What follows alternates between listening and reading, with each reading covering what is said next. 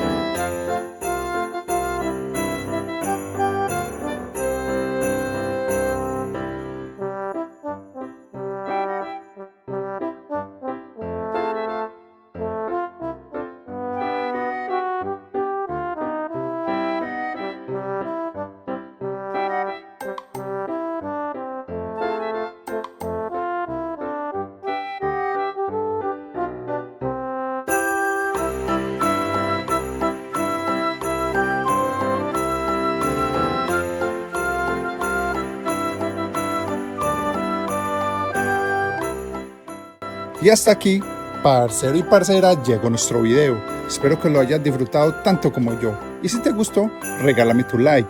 Y si aún no te has suscrito a nuestro canal, te invito a suscribirte para que sigas disfrutando de las cosas maravillosas que tiene Antioquia, Colombia y el mundo. Y hasta un próximo video.